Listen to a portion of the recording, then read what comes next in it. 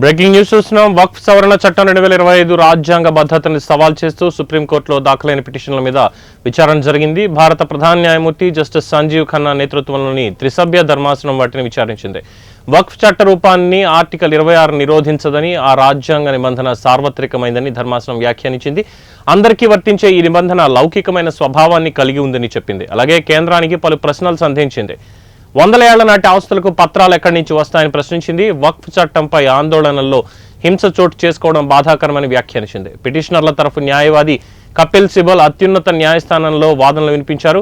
ఈ చట్టం జాతీయ స్థాయి పరిణామాలను కలిగి ఉందని, ఈ పిటిషన్లను హైకోర్టు రిఫర్ చేయొద్దని మరో సీనియర్ న్యాయవాది అభిషేక్ మను సింఘ్వి కోరారు. వక్ఫ్ బై యూజర్ అనేది ఎప్పటి నుంచో అమల్లో ఉన్న పద్ధతి అని మరో న్యాయవాది హుజైఫా అహ్మదీ వెల్లడించారు. మరోపక్క ప్రభుత్వం ఏర్పాటు చేసిన సంయుక్త పార్లమెంటరీ కమిటీ వక్ఫ్ బిల్లుపై విస్తృత చర్చ జరిపిందని కేంద్రం కోర్టుకు వెల్లడించింది. అనంతరం కోర్టు విచారణను రేపటికి వాయిదా వేసింది.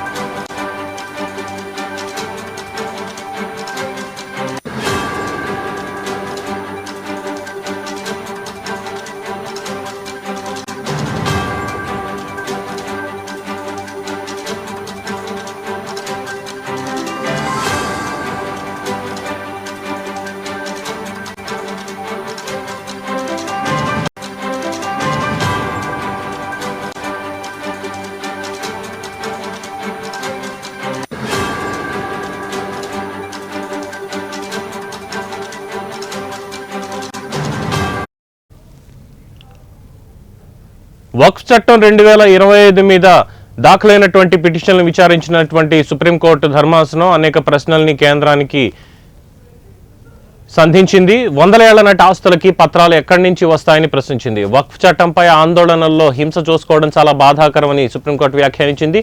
పిటిషనర్ల తరఫు న్యాయవాది కపిల్ సిబల్ అత్యున్నత న్యాయస్థానంలో వాదనలు వినిపించారు. ఈ చట్టం జాతీయ స్థాయి పరిణామాలను కలిగి ఉందని, ఈ పిటిషన్లను హైకోర్టుకి రిఫర్ చేయొద్దని మరో సీనియర్ న్యాయవాది అభిషేక్ మను సింఘ్వి కోరారు. వక్ఫ్ బై యూజర్ అనేది ఎప్పటి నుంచో అమల్లో ఉన్న పద్ధతిని మరో న్యాయవాది హుజైఫా అహ్మదీ వెల్లడించారు.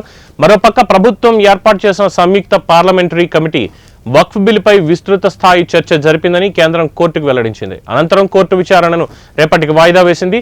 ఏం జరుగుతుందో వేచి చూడాల్సిందే.